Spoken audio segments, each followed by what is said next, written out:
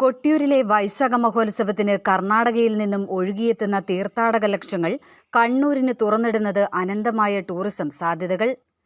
കൊട്ടിയൂരിൽ ഇത്തവണ ഇതുവരെ 25 ലക്ഷത്തിലേറെ ഭക്തരെത്തിയതിൽ പകുതിയോളം കർണാടകയിൽ നിന്നുള്ളവരാണെന്നാണ് കണക്കാക്കുന്നത്.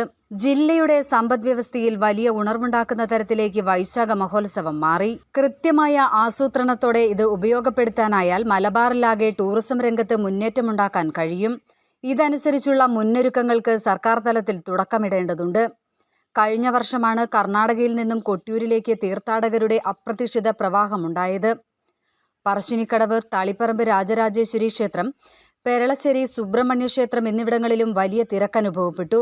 ഇത്തവണ മാമാനത്തമ്പലം, മൃദംഗശൈലേശ്വരി ക്ഷേത്രം, മാടായിക്കാവ് എന്നിവിടങ്ങളിലേക്കും തിരക്ക് വ്യാപിച്ചു. കണ്ണൂർ സെന്റ് ആഞ്ചലോസ് കോട്ട, Payyambalam beach, Muzhappilangad drive in beach, Ezharakkundu വെള്ളച്ചാട്ടം തുടങ്ങിയ ടൂറിസം കേന്ദ്രങ്ങളിലും സഞ്ചാരികളെത്തി. ഓഫ് സീസണായ മഴക്കാലത്താണ് കച്ചവട ടൂറിസം മേഖലകളിൽ അപ്രതീക്ഷിത ഉണർവേകി കർണാടകത്തിൽ നിന്നും ആളുകൾ ഒഴുകുന്നത്.